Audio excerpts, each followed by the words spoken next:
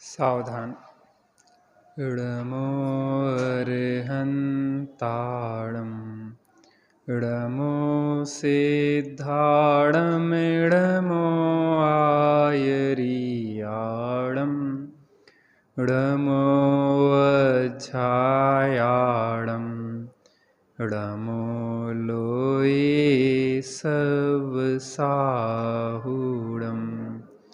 नमः समय साराय स्वानुभूत्या चकासते चित्स्वभावाय भावाय सर्वभावान्तरच्छिदे वन्दितु सर्वसिद्धे ध्रुवमचलमणोभवं गतिं पत्ते वोच्छामि समय पाहुड मिडमो सुध केवली भड़ीदम।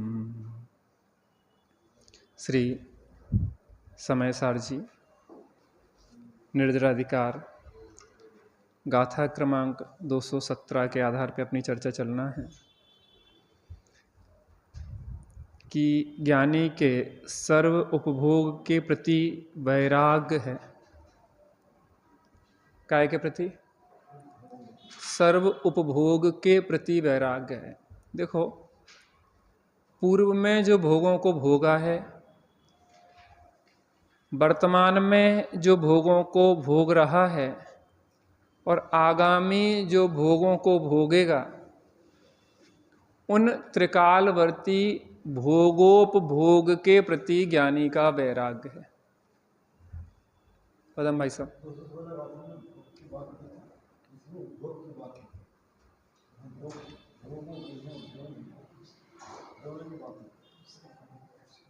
बात समझें थोड़ा सा। भूतकाल के भोगोपभोग, वर्तमान के भोगोपभोग और आगामी भोगोपभोग, तीनों के प्रति ज्ञानी जो है उन भोगोपभोग के प्रति उपाधि बुद्धि नहीं रखता, हे बुद्धि रखता है।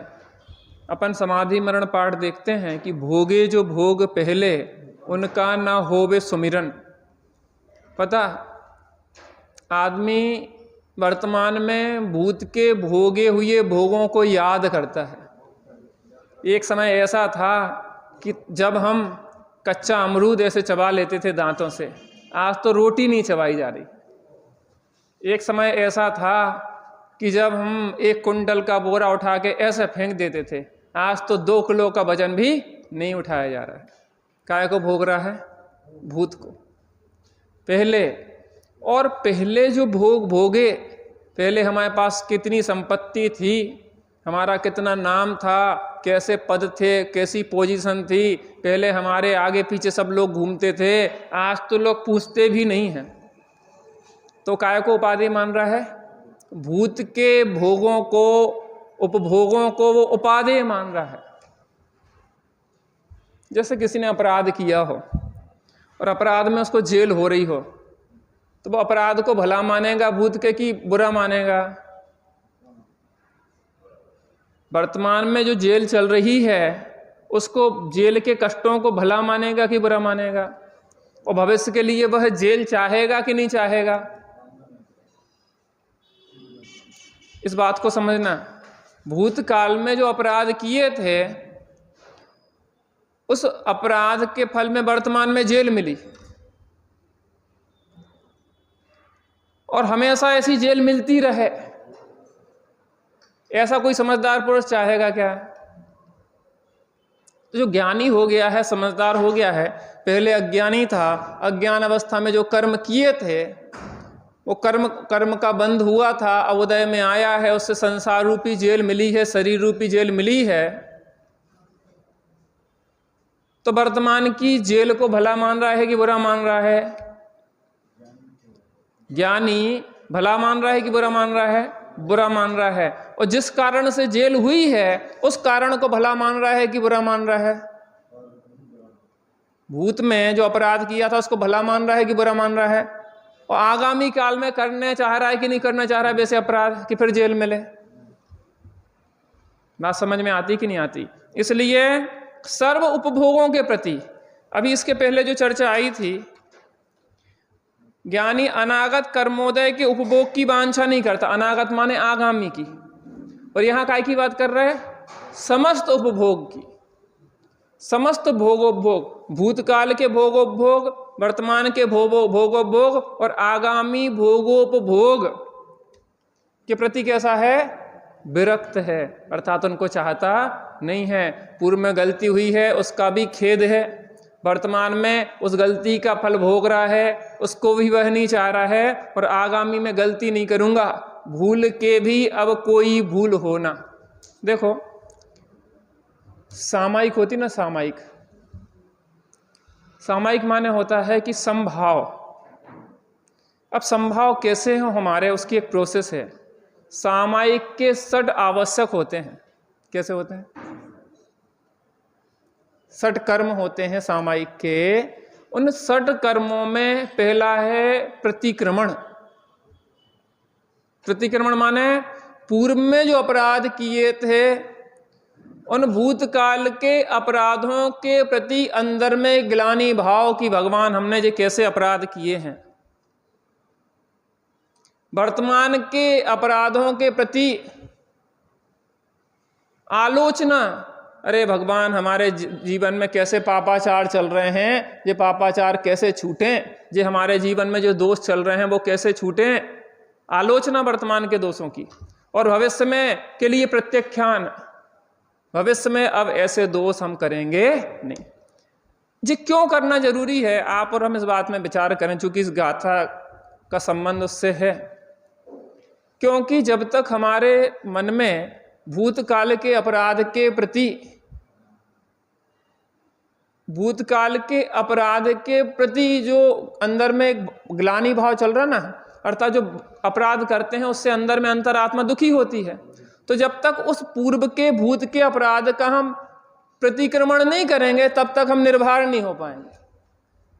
जैसे हमने आपसे कोई अपशब्द बोल दिया, आपका दिल दुखा दिया, आपको कष्ट पहुंचा दिया, अब जब तक आपसे हम क्षमा नहीं मांग लेंगे, आपको कुछ हुआ नहीं हुआ वो बात अलग है, आप उससे प्रभावित हुए नहीं हुए वो अलग बात है, लेकिन हमारे अंदर जो सल बन गई है कि हमने इनके प्रति जो गलत किया है, वो गलती जो है हमें शांति से जीने नहीं देंगी। पता है आपको, आज वर्तमान में हम इतने परेशान हैं, उसका कारण यही है कि भूतकाल के जो हमने दुष्कर्म किए हैं वो अपराध हमें शांति से जीने नहीं देते। इसलिए 3-3 टाइम, 2-2 टाइम सामायिक का प्रावधान है कि आप तत्काल की तत्काल करेक्शन कर लें, तत्काल की तत्काल डिलीट करते चले जाएं, इसलिए चित्त निर्भर रहे। चित्त निर्भर रहेगा तो उपयोग शांत होगा, उपयोग जब शांत होगा तो अंतर्मुख होगा। क्या कहा? हम कह रहे हमें आत्मा का अनुभव क्यों नहीं होता, हम इतना बोझ लादे हुए हैं, हम क्यों नहीं तैर पा रहे? क्योंकि हम 20 किलो का वजन टांगे हुए और सोचे कि नदी में तैर लें तो डूबेंगे कि तैरेंगे। ऐसे ही अंदर में भाव जो हमने दूसरों के दुखाए थे, जो अपराध किए थे, उन अपराध बोध से, उन पापों से आत्मा इतना भारी है कि वो अपराध बोध हमें हल्का होने नहीं देते कि जिससे हम कुछ तैर पाए, हम ऊंचे उठ पाए। हमारे कर्मों का भार बढ़ता चला जा रहा है और हम संसार में डूबते चले जा रहे हैं। तो जब हम भूतकाल के अपराधों, जो भूत में अपराध हुए थे, उनका क्या करते हैं? प्रतिक्रमण करते हैं कि भगवान वो अपराध हो गए हैं, उनके लिए मैं क्या करता हूं? उन दुष्कर्म मिथ्या हो, अब मैं उन दुष्कर्मों को भला नहीं जानता। मिथ्या हो माने वो मेरे लिए अच्छा नहीं लग रहा। अब माने एक अंदर में ग्लानि होती ना कि यार बताओ हमने कैसे कैसे पाप किए, हम ही जानते, हमने इतने अपराध किए भूतकाल में, तो वो अंदर में जो ग्लानि हुई है, उनके प्रति हे बुद्धि हुई है, वो मिथ्या हुई है, वो दुष्कृत्य मिथ्या हो। वर्तमान में जो अपराध चल रहे हैं, अभी पूर्ण पाप का त्याग नहीं कर पाए हैं, हम समझ रहे हैं कि पाप बुरे हैं, कसाय बुरी हैं, फिर भी चल रहे हैं, आलोचना कर रहे हैं, प्रभु ये कैसे छूटें? हमारा जीवन कहाँ जा रहा है? पतन की ओर। मनुष्य पर्याय मिली है उत्थान के लिए और हमारा जीवन पतन में जा रहा है, गर्त में जा रहा है।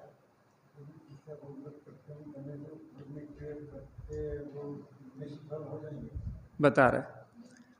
अब आगे भविष्य में ऐसे अपराध नहीं करेंगे भगवान। हम आपके सामने संकल्प लेते हैं कि भविष्य में ऐसी गलती नहीं करेंगे।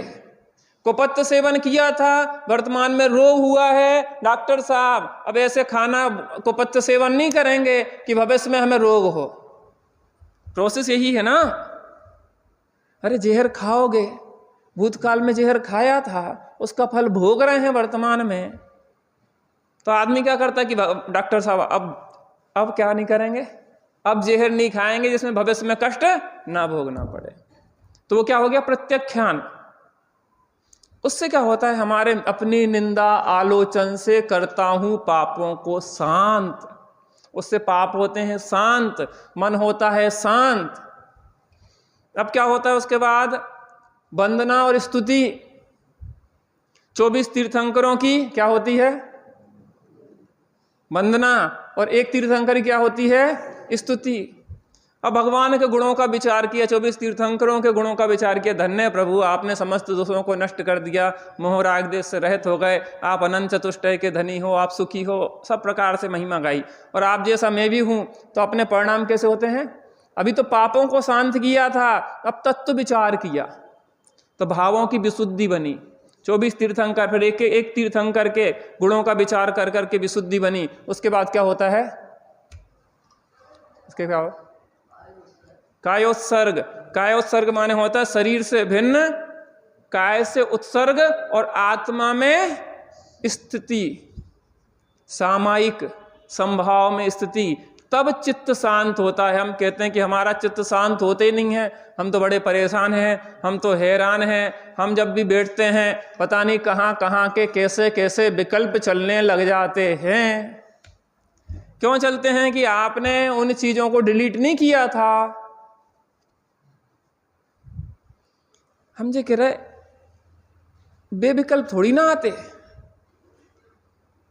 कि जिनसे आपका संबंध ना हो। आपको काय के विकल्प आएंगे कि आज तो वो गेहूं धोना है, आज तो धनिया धोना है, आज तो ये काम करना है, जाके तो रोटी बनाना है, आप तो करना है, जाके चाबी ले आए हैं, अब जल्दी से जाके दुकान खोलना है, कि बाहर जाना है, कि क्या है, क्या विकल्प चलते रहते। आप बैठे थोड़ी देर बैठ गए शांति से, हमने कहा ध्यान करो, 30 सेकंड में ही तो इतनी उथल पथल होने लग जाती है। ऐसा लगता है कि 30 सेकंड कितने भारी पड़ रहे हैं आखिर। जबकि ज्ञानियों को ऐसा लगता है कि सदाकाल उसी में रहो, क्योंकि वो निर्भर हैं, कोई उनने सल्ले रखे नहीं हैं, वो डिलीट करते चल रहे हैं, पिछला खत्म। जब हम ऐसे जीने लग जाएंगे, निर्भर जिएंगे, अपनी निंदा आलोचन से पापों को शांत करेंगे, भगवंतों की भक्ति स्तुति वंदना से अपने भावों में विशुद्धि बढ़ाएंगे, तब क्या होगा, वित्सर्ग होगा, ध्यान होगा। फिर उपयोग हटाए से हटेगा नहीं। जब आप अनुभूति की स्थिरता की दशा में पहुंचेंगे तो ऐसे ऐसे क्षण आएंगे कभी कभी, ऐसा लगेगा कि अब बैठे ही रहो, माने बट जरूरी से जरूरी काम, कोई इससे जरूरी काम कुछ है ही नहीं दुनिया में। आपको लगेगा बस बैठे ही रहो, बैठे ही रहो। वहां जाना था, ठीक है, इससे जरूरी कोई काम नहीं है। ये स्थिरता बहुत कम मिलती है, इसकी कीमत इतनी ज्यादा है कि आपके बुलाए से आती नहीं है। पीपल के पेड़ की तरह है, लगाए से लगता नहीं है, लगता है तब स्वयं लगता है। पीपल का पेड़ लगाया किसी ने आज तक जिंदगी में? लगते ही नहीं, आपके लगाने से स्वयं लगता है वो। ऐसी अनुभूति आप खींच के नहीं ला सकते कि हम तो ले आएंगे, अभी कर लेंगे अनुभूति। आपकी व्यवस्था है ही नहीं। वो जब होना होगी तब वो अपने आप माहौल बनना शुरू हो जाएगा, एक एटमॉस्फेयर क्रिएट होता है, मन शांत होने लग जाएगा, सकल द्वंद्व मिटने लग जाएंगे, मन में अब लगेगा कि बैठ जाओ बैठ जाओ बैठ जाओ, अब काम करने का मन नहीं करेगा। वो अवसर मिलेगा, आप बैठ गए तो बस बन जाएगी दशा, और आपने नेग्लेक्ट कर दिया तो चला गया। अब इंतजार करते रहना कि हम दूसरे काम निपटा के अब बैठेंगे, तो फिर वो जरूरी नहीं कि बन जाए स्थिति। वो तो जब बन रही है तो बैठ जाओ, फिर ना सोचो हमने ध्यान करवाया, अब पर ना सोचो कि बते घर पे रोटी कौन बनाएगा, फिर तो आप जा सोचो कि बस बनी बनाई रोटी है, अनंत काल तक के लिए रोटी की जरूरत ही ना पड़ेगी, जय दशा प्राप्त करेंगे हम। तो कौन दुकान खोलेगा? अरे दुकान बंद हो जाए, संसार की दुकान बंद हो जाए, हम तो जा भावना भार है। माने कुछ निर्भरता तो ले आओ, क्यों एकदम से मशीन बन गए हैं हम लोग को? टाइम घड़ी, हमें घड़ी चलाने लगी।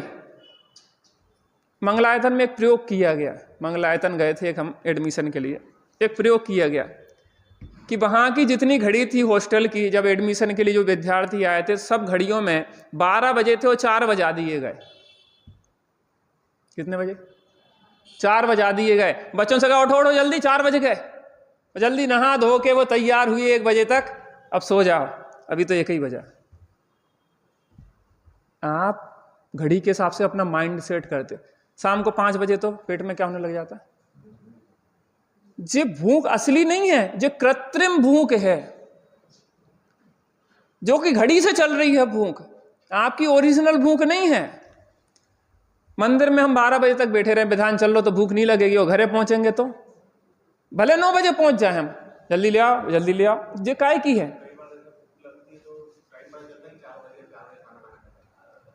वो ओरिजिनल भूख अलग चीज है, लेकिन हमारी अधिकतर चीजें काहे चल रही है? घड़ी से चल रही हैं। कितने बजे गए? हम कह रहे अपने जीवन से घड़ी हटा दें तो कोई समस्या? फिर घड़ी हटा दें तो कोई समस्या? हमने घड़ी के पीछे जीवन खराब कर लिया। और जो अनुभूति है अनंत काल तक रहना है, वहां घड़ी मड़ी का काम नहीं है। ये सब भूल जाओ, बाहर के टाइम, बाहर की व्यवस्थाएं भूल जाओ, थोड़े से निर्भर होके जी जाओ, कोई काम नहीं रुकेगा। समझ लेंगे कि ये पागल हो गई, इनको कुछ होश नहीं रहती कि कौन टाइम घरे आने कौन टाइम नहीं आने, तो अपना काम खुद ही समेट लो, इनको इंतजार ना करो। ये तो दुनिया है, इनकी जब धुन लग जाएगी बैठने की, सो बैठ जाएंगी, फिर जो हिसाब नहीं लगाएंगे कि उसे क्या काम बिगड़ रहा हो, क्या बदल रहा हो। कब तक जीते रहेंगे यार दुनिया के लिए? निर्भर होने के लिए प्रतिकरण प्रत्याख्यान आलोचना, ये त्रिकाल संबंधी ज्ञानी को सर्व उपभोग के प्रति वैराग्य है। भूत में जो उपभोग हुई है, भोग उपभोग, उनके प्रति ग्लानि है, वो दुष्कृत मिथ्या हो। पेज नंबर 422, गाथा क्रमांक 217 की उत्थानिका। इस प्रकार ज्ञानी को सर्व उपभोग के प्रति वैराग्य है, यह कहते हैं। 422 पेज, गाथा 217 की उत्थानिका की एक पंक्ति।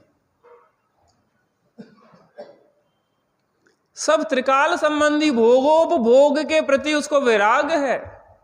भूतकाल के दुष्कृत्यों को मिथ्या कर दिया उसने, वर्तमान के चलते दुष्कृत्यों के प्रति आलोचना है, और आगामी के दुष्कृत्यों के प्रति क्या है? प्रत्याख्यान है, त्याग है। भविष्य में गलती नहीं करेंगे, अब संसार में नहीं रहेंगे, प्रभु जी अब ना भटकेंगे संसार में, अब अपनी खबर हमें हो गई। ज्ञानी की परिणति ऐसी है, तो हमें ज्ञानी होना है तो हमें बुद्धिपूर्वक ऐसी परिणति को अपने तैयार करना पड़ेगा। अगर ज्ञानी होना है तो ऐसा जीवन जीना पड़ेगा, ऐसा जीवन नहीं, इससे अच्छा जीवन जीना पड़ेगा। पता, ज्ञानी के जीवन में तो एक संतुलन होता है, क्योंकि उसके अंदर पैमाना है हर चीज का, कि किस एंगल तक आके हमारी शांति नष्ट नहीं होती। तो पता, वो हर चीज काम करने के पहले अंदर में झांकता है कि हम इस काम को करेंगे तो इससे हमारी शांति भंग तो नहीं हो जाएगी, और जिसमें शांति भंग होगी वो काम नहीं करेगा। उसका बिल्कुल बैलेंस में चलता कि इतने तक हमारा नाप तोल के काम चलता रहता, उससे आगे वो कदम नहीं बढ़ाता। लक्ष्मण रेखा है उसकी अपनी मर्यादाएं कसायों की, उससे ज्यादा कसायों के काम होते नहीं उससे। और अगर उससे ज्यादा कसायों के काम में रुचि लेने लग जाए तो मिथ्यात्व में आ जाएगा। अगर ज्यादा रुचि हो गई ना, वो चारित्र मोह की वो तीव्रता बनती चली गई, तो मिथ्यात्व हो जाएगा, पता नहीं पड़ेगा। संख्यात व सम्यक दृष्टि और मिथ्या दृष्टि होती रहती। लेकिन जो मिथ्या दृष्टि, उसको अगर सम्यक दृष्टि बनना है तो उसको तो 110% ताकत लगाना पड़ेगी। क्यों लगाना पड़ेगी अतिरिक्त ताकत? क्योंकि उसको तो पता ही नहीं है कि किस एंगल तक बैलेंस है। इसका मतलब जो है कि उसको तो और अधिक वैराग्य पूर्वक जीना होगा, और अधिक अनासक्ति पूर्वक जीना होगा, और अधिक तत्व निर्णय विचार के लिए बैठना पड़ेगा। सम्यक दृष्टि की तो जब भूमिका बनेगी तो बस चलते फिरते उठते बैठते कभी भी बनेगी, सब बैठ जाएगा, उसको टाइम उससे मतलब बहुत अंदर से उठेगी, उसकी एक खुमारी से उठती कि अब हो गया बहुत कसायों का खेल, अब थोड़ा विश्राम का समय होगा। जैसे विश्राम करते ना लोक में, थक जाते तो विश्राम करते, ज्ञानी का ऐसे ही विश्राम है, उसका विश्राम अंदर है। निज घर बिना विश्राम नहीं, सो वो उसको करना नहीं पड़ता, वो थक जाता, उसका चित्त थक जाता बाहर से, बहुत हो गई अब बैठे थोड़ी देर शांति से। तो बाहर बैठने शरीर का विश्राम होता और अंदर बैठने में आत्मा का विश्राम होता, तो वो अंदर से खुद ही उठती उसकी स्थिति। जो सामायिक होती ना 3 टाइम, वो स्वतः ही होती है, अंदर से उठने लग जाते भाव, अब बैठ जाओ बहुत हो गया, अब ज़्यादा देर कसाव में नहीं पड़े रह सकते। पहले वो चारित्र में हो गए थे, लेकिन अब हमारे बस की नहीं है, अब तो हम बैठेंगे। वृद्ध आदमी बैठ जाता ना, थक जाता कि अब भैया ज़्यादा काम का, 1 घंटा काम होगा, अब थोड़ी देर बैठ के रेस्ट कर बैठ। अब लेकिन अज्ञानी को तो पता ही नहीं है कि अब कैसे होने, तो वो तो बुद्धिपूर्वक बैठेगा। दूसरा ज्ञानी 48 मिनट बैठेगा, तो वो 1 घंटा बैठेगा, 1.5 घंटा, जब भी समय मिलेगा बैठेगा। कब हो जाए कुछ पता नहीं, हम तो इंतजार करेंगे। सीता को तो इंतजार ही करना है कि राम कब पधार जाए, हम तो बिल्कुल तैयार रहें, ऐसा नहीं हो कि राम आए और हम झपकी ले लें, राम निकल जाए। ऐसे ही हमें इंतजार करना होगा हर क्षण कि कब वो दशा बन जाए।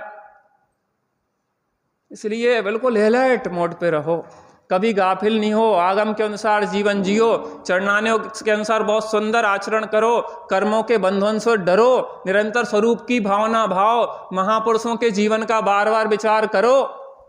हो मेरी ऐसी दशा जैसी तुम, एक धुन लगाओ, एक रटना लगाओ, एक बार पागल हो जाओ दुनिया के लिए।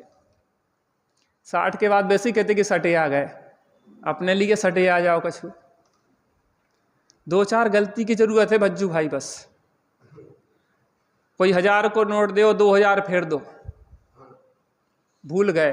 कोई सोने को लेन देन करवे आए तो और ज़्यादा दे दो, ब्याज कम ले लो, भूल जाओ। 2-4 गलती के बाद घर वाले छोड़ देंगे, अब क्या हो गए, ये सटे आ गए। कुछ नहीं, जितनी मार कुटाई है, जितनी जोता जाती है, ये 1.5 अकल की है कमाई। जब मन अपन किसी घर में अगर 4 बच्चे हैं और एक मंद बुद्धि है, तो सबसे सुखी वो मंद बुद्धि रथ क्या है, उनको कछु करने नहीं है, सब करो अब मिल जात, बैठो आराम से खाओ, सब लोग ध्यान रख, पूरा घर ध्यान रखेगा उसका। और जो ज्यादा बुद्धिमान है वो सबसे ज्यादा मार कुटाई में रहे, सुबह से लेके 6 से लेके 12 तक की शिफ्ट लगी रहेगी बेचारे की, ना दिन में चैन ना रात में चैन। संसार की तरफ से तो थोड़े से पागल हो जाओ, मूर्ख बन जाओ, जानबूझ के कछु नाटक कर लो, अपने आप पता पड़ जाए, 1-2 बार सब्जी चला दो, दूध मूध उपना दो, 200-400 रुपया 500 ही को नुकसान हुई है, 2-4 बार दूध उपना दिया आपने, तो समझ लो कि बहू कहेगी माता जी आप थोड़ा स्वाध्याय कर लो।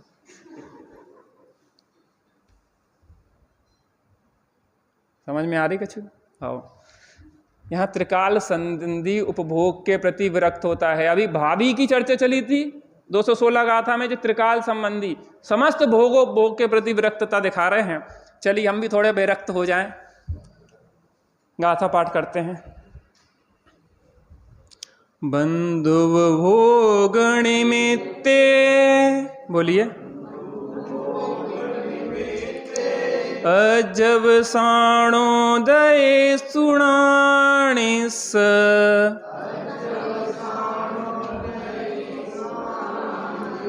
संसार देह विशेषु, ऋणेव उपजदे रागो, एक पंक्ति बोलूंगा उस क्रम में आप दोहराएंगे। बंधुव भोग निमित्ते अजब साणोदय सुणानिस,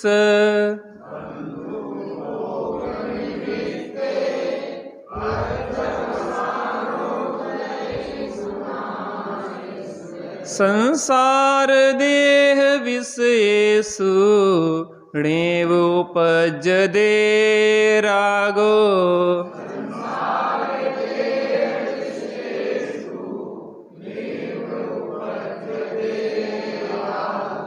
पूरी गाथा पाठ में करूँगा, फिर आप करेंगे। बंधुव भोग निमित्ते अजव साणो दये सुणाणिस, संसार देह विषयेषु णेव उपजदे रागो।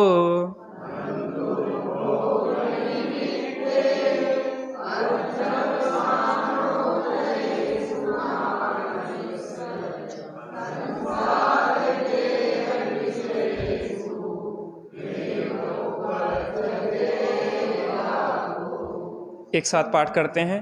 बंधुव भोग निमित्ते अजब साणो दये सुणाणिस, संसार देह विषयेषु णेव उपजदे रागो। संसार तन संबंधी अरबंधो,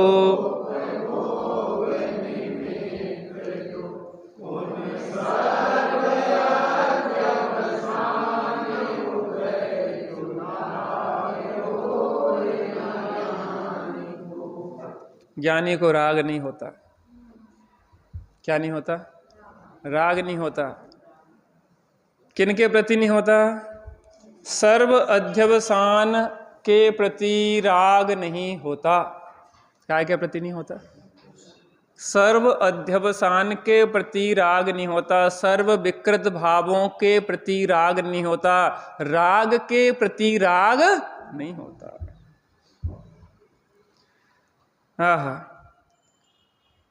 कौन कौन से? बंधोपभोग निमित्त, बंध संबंधी और उपभोग संबंधी। तो बंध और उपभोग संबंधी कौन है? संसार तन संबंधी। संसार संबंधी हैं बंध, और तन और उपभोग तन संबंधी क्या है? उपभोग संबंधी। दो प्रकार के, बंध और उपभोग। देखिए गाथार्थ। बंधोपभोग निमित्तेषु, बंध और उपभोग के निमित्त भूत संसार देह विषयेषु, संसार संबंधी और देह संबंधी अध्यवसानोदयेषु, अध्यवसान के उदय में ज्ञानिनः, ज्ञानी के राग, राग न एव उत्पद्यते, उत्पन्न नहीं होता। क्या लिया इसमें? बंध और उपभोग के निमित्त संसार संबंधी और देह संबंधी अध्यवसान के उदय में दो प्रकार के बताए। कौन कौन से? बंध और उपभोग के निमित्त भूत, बंध के निमित्त भूत और उपभोग के निमित्त भूत। बंध के निमित्त भूत क्या है? संसार संबंधी, और उपभोग के निमित्त भूत क्या है? देह संबंधी। कौन? अध्यवसान। क्या? बंध के निमित्त भूत और उपभोग के निमित्त भूत संसार और शरीर संबंधी अध्यवसानों में ज्ञानी के क्या नहीं होता? राग नहीं होता। ना तो उसका शरीर से राग होता है, ना उसके राग का राग होता है, ना अजीब के प्रति राग होता है, ना आश्रव बंध के प्रति राग होता है। कितने तत्व होते? 7 तत्व होते। तो 7 तत्वों को अगर हे गे उपादेय में देखें तो कितने में कौन हे हैं, कौन गे हैं, कौन उपादेय हैं? आश्रव बंध हे हैं और अजीब गे है, और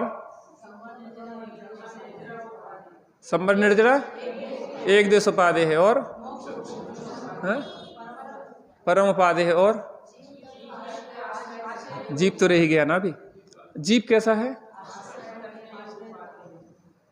थोड़ा यहाँ से स्पष्ट कर लें।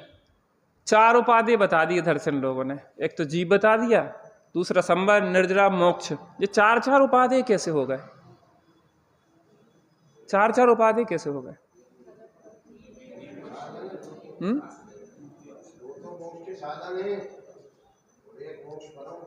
हाँ, जीवपादे है। हाँ, जीव कैसा है? आश्रय योग उपादेय। संवर निर्जरा मोक्ष है प्रकट करने योग उपादेय, और संवर निर्जरा है एक देश उपादेय, और मोक्ष है सर्वदेश प्रकट करने योग उपादेय। स्पष्ट है ना? अब 7 तत्वों में देखो, पहले तो 7 तत्व ज्ञेय है। कैसे हैं? ज्ञेय है। देखो, जानना सबको जरूरी है। जब तक आप जानोगे नहीं सबको, तब तक उसमें हेय उपाधि का निर्णय कैसे करोगे? तो पहले तो 7 तत्वों को जानो, ज्यों को त्यों सरधानो। जीव, अजीव, बंध, अरु, आश्रव, संवर, निर्जरा जानो। बंधरु संवर जानो, निर्जर मोक्ष कहे जिन तिनको, ज्यों को त्यों सरधा। सम्यक दर्शन जीव के श्रद्धान का नाम है कि आश्रव बंध के श्रद्धान का नाम है?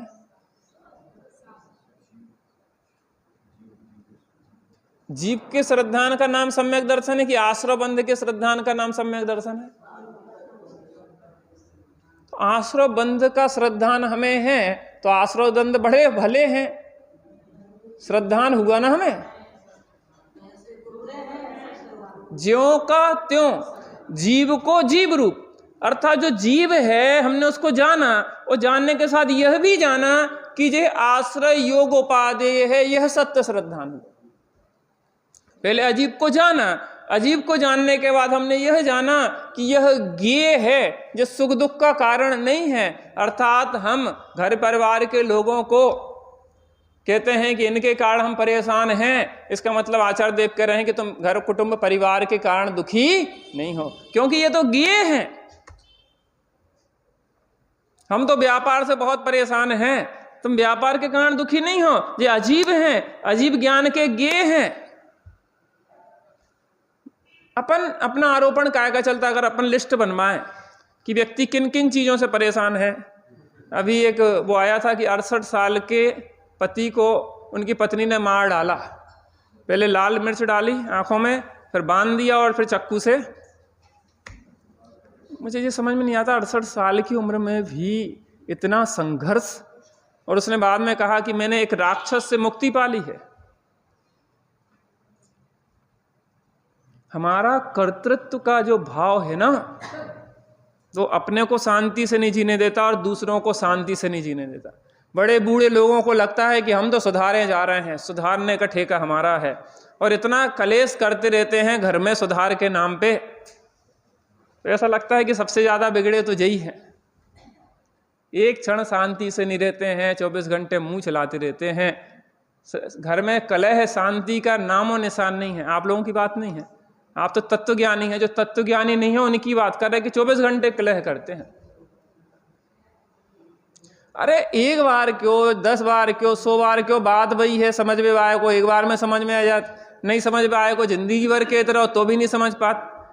पत्नी पति को पूरे 60 साल समझाती रही होगी, और पति पत्नी को 60 साल समझाते रहे, रिजल्ट जी आया।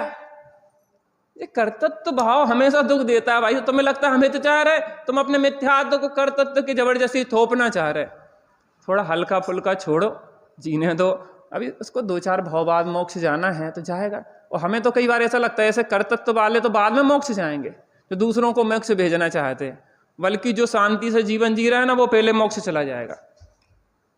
ऐसे कर्तृत्व, तीव्र कर्तृत्व का भाव पता क्या होता? हम थोड़ा धर्म करने लगे, सो ऐसा लगा कि हमने ठेका ले लो समाज को सुधारने को। घर में जितने भी होंगे सब बेचारे, एक धर्मात्मा हो जाए तो सब परेशान हो जाते, क्योंकि सबको वो पापी सिद्ध कर देता, धर्मात्मा सिद्ध कर देता, और खुद धर्मात्मा बने बैठो। वो मिथ्या तो कहाँ से प्रवेश कर जाता है जो समझ में नहीं आता। और मिथ्यात्व का पोषण चल रहा है। समझाने में बुराई नहीं है, लेकिन कर्तृत्व पूर्वक समझाने में बुराई है। उसका फल ये होता है मरना मारना। शांति से जियो और जीने दो, चींटी को जीने देते, घर वालों को भी जीने दो। समझाना प्रेम से अलग बात है, बेटा मंदिर जाना जाओ, ऐसा कुछ भी, ठीक है ना, पीछे ही पड़ जाओ। जाना होगा, समझदार होगा तो सारे में समझ जाएगा, नहीं जाना होगा तो डांटो मारो, कुछ नहीं भी है। तो आश्रव जो अजीब के कारण दुखी नहीं है, काय के कारण है? इन आश्रव भावों के कारण। हमने जो आपको निमित्त बना के जो खेद खिन्नता उत्पन्न की ना, क्रोधादि कषाय उत्पन्न की, हम उन क्रोधादि कषायों से दुखी हैं कि आपके कारण दुखी हैं। अब से भाई तुम ऐसे क्यों बैठते हो, ऐसा बैठना चाहिए, तुमने टेबल तिरछी क्यों कर दी, ग्रंथ ऐसा क्यों कर दिया, ऐसा क्यों कर दिया, तो सबने परेशान कर रखी है, हम क्या बताएं। एक क्लास में, एक पाठशाला में सबने पूछा, सर ने पूछा या अध्यापक गुरुजी ने पूछा कि मोक्ष कौन कौन जाना चाहता, सबने हाथ खड़े कर दिए, बस एक छोड़ के सबने हाथ खड़े कर दिए। क्यों, तुम नहीं जाना चाहते मोक्ष? कहने लगे जाना तो चाहते महाराज, कहने लगे इस गैंग के साथ नहीं जाना चाहते। कहने लगे नहीं, यहीं पे नरक में परेशान कर रखो है, तो नहीं जीवन दे रहे तो जाके कलह बजाएंगे, इस गैंग के साथ नहीं जाना, हम जाएंगे अकेले। ऐसा नहीं हो जाए कि हम आप डुबंदा पाड़े और ले डूबे। हम परेशान तो अपने क्रोध से हैं, और काय को मानते हैं दुख का कारण? दुखी तो क्रोध से हैं, दुख का कारण भोपाल के सब लोग खराब ही खराब हैं, हम क्या बताएं, इनके मारे परेशान हैं यहाँ के लोग। भोपाल के लोग के कारण परेशान है कि तो अंदर के कसाय भाव, जो कर्तृत्व भाव है, जो पर को अपने अनुसार चलाने का मिथ्यात्व भाव है, उसके कारण परेशान हो। यहाँ करेक्शन होना कि यहाँ करेक्शन होना? मोबाइल जब सबके बंद हो जाएंगे तब हम बोलेंगे भाई साहब बहुत पराधीनता है, इसलिए तुम मोबाइलों को नेग्लेक्ट करो।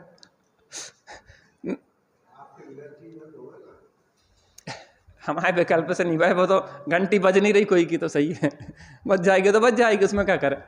हम ये बताना चाहते हैं कि यहाँ पे जो आचार्य देव कह रहे हैं ना, सर्व अध्यवसान, हम समस्या है मोह राग देश के भावों से, आश्रव बंध के भावों से समस्या है, क्रोधादि कषायों से समस्या है।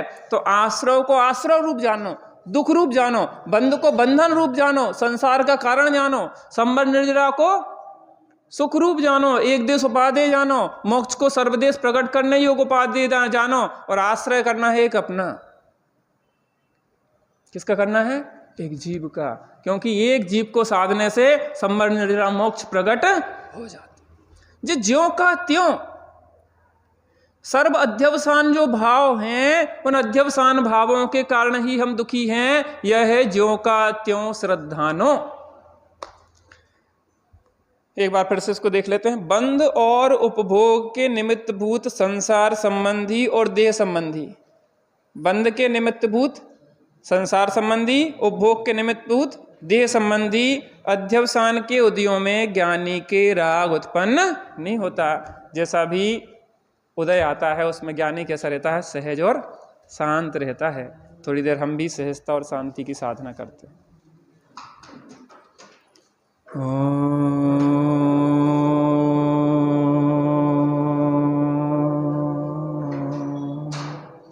शांति शांति शांति।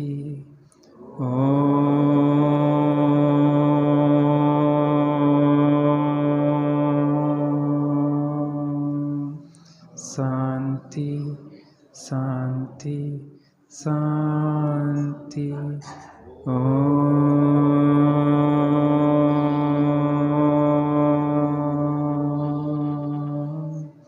शांति शांति शांति। ज्ञानी सर्व विकारी भावों में हे बुद्धि रखता है। वह जानता है कि इन विकारी भावों से ही हम दुखी हैं, इन मोह राग देश के भावों से ही हम दुखी हैं, और स्वरूप के आश्रय से ही यह मोह राग देश के भाव दूर होते हैं। ज्ञानी अपने आत्मा का ही भोग और उपभोग करता है, इसलिए त्रिकाल संबंधी भोगोपभोग से वह विरक्त रहता है। हम भी अपने शुद्धात्मा से जुड़ने का अभ्यास करते हैं।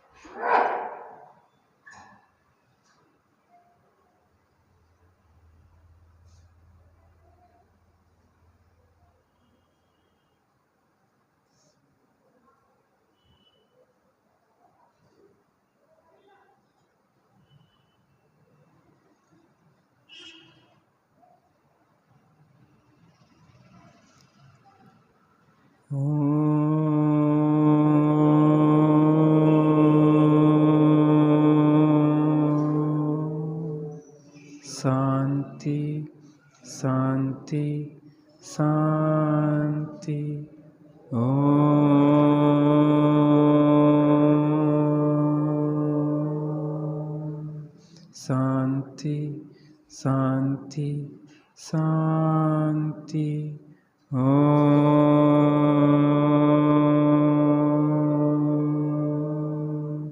शांति शांति शांति। सहजानंदी शुद्ध स्वरूपी अविनाशी हूँ आत्मस्वरूप। सहजानंदी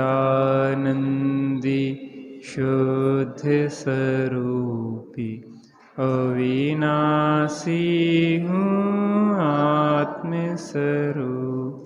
सहजानंदी शुद्ध स्वरूपी अविनाशी।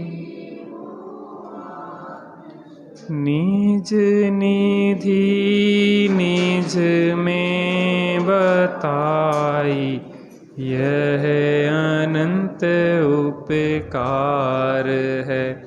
उसके लिए जिन वाणी माँ को वंदना सतबार है।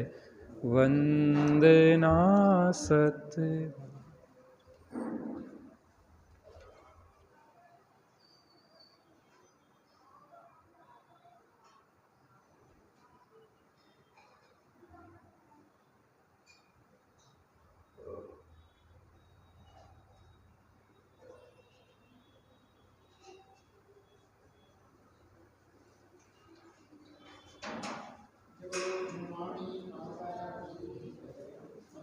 जैन धर्म की जय।